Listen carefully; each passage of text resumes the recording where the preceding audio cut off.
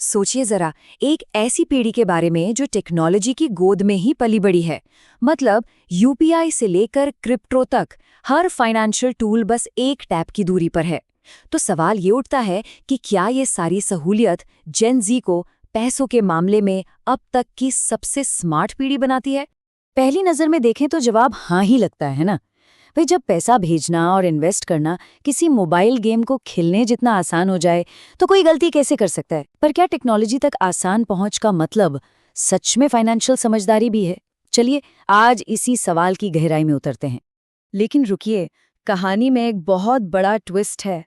कई स्टडीज एक बिल्कुल अलग ही, बल्कि कहूं तो एकदम उल्टी कहानी बताती हैं। और वो ये है कि इस पीढ़ी की फाइनेंशियल लिटरेसी यानी कि पैसों की समझ उम्मीद से कहीं ज्यादा कम है।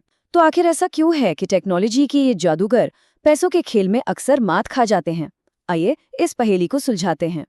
तो सबसे पहले बात करते हैं डिजिटल पैराडॉक्स की, मतलब एक तरह का विरोधाभास। हम यहाँ 1997 से 2012 के बीच जन्मी पीढ़ी की बात कर रहे हैं। वो पीढ़ी जो इंटरनेट के साथ ही बड़ी हुई है। पर सवाल ये है कि क्या उनका ये डिजिटल ज्ञान फाइनेंशियल समझदारी में भी बदल पाता है? तो देखिए, पैराडॉक्स ये है, एक तरफ तो उनके हाथ में कमाल के डिजिटल हथियार हैं। चुटकियों में पेमेंट, स्टॉक मार्केट और क्रिप्टो में आसान इन्वेस्टमेंट, सब कुछ।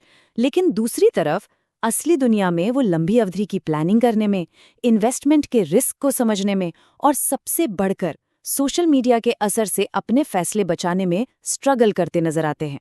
और यहीं से कहानी में एंट्री होती है एक बहुत बड़े प्लेयर की, और वो है सोशल मीडिया। अब ये सिर्फ दोस्तों से कनेक्ट करने की जगह नहीं रही, ये जेन जी के खर्च करने और इन्वेस्ट करने के तरीकों को भी पूरी तरह बदल रहा है। और इसकी सबसे बड़ी वजह है फिनफ्लुएंसर्स और फोमो। कभी टिकटॉक या इंस्टाग्राम स्क्रॉल करके देखिए, हजारों फिनफ्लुएंसर्स मिल जाएंगे जो रातों रात अमीर बनने के सपने बेच रहे हैं। कोई आपको अगला मल्टीबैगर स्टॉक बता रहा होगा, तो कोई अगला मूनशॉट क्रिप्टो। लेकिन इन चमकदार वादों के पीछे एक बहुत बड़ा खतरा छिपा होता है, और वो है बिना सोचे समझे किया गया हाई रिस्क इन्वेस्टमेंट। और इस सब के पीछे काम करता है एक बहुत ही पावरफुल इमोशन, फोमो, यानी फियर ऑफ मिसिंग आउट।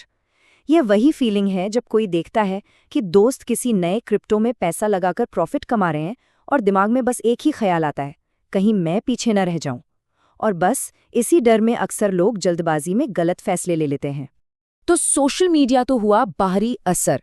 अब जरा अंदर झांकते हैं, यानी हमारे दिमाग के अंदर। चलिए ये समझते हैं कि हमारा दिमाग, हमारी साइकोलॉजी पैसों से जुड़े फैसलों को कैसे कंट्रोल करती है। इसे ही बिहेवियरल फाइनेंस कहते हैं। यहाँ एक बहुत ही दिलचस्प कॉन्सेप्ट आता है, मेंटल अकाउंटिंग। इसका सीधा सा मतलब है कि हमारा दिमाग हर पैसे को एक जैसा नहीं देखता। वो पैसों को अलग अलग मेंटल अकाउंट्स में बांट देता है। जैसे सोचिए कि बोनस से मिले 10,000 रुपए कितनी आसानी से पार्टी या शॉपिंग में खर्च हो जाते हैं, पर सैलरी से मिले 10,000 रुपए बचाने का मन करता है। अब देखिए, हैं तो दोनों ही पैसे, पर दिमाग उन्हें अलग अलग नजर से देख रहा है। इस बात को ऐसे समझिए, जब हम कार्ड या यूपीआई से पेमेंट करते हैं तो वो बस एक नंबर लगता है। पैसा हाथ से जाने का वो दर्द, वो एहसास ही नहीं होता।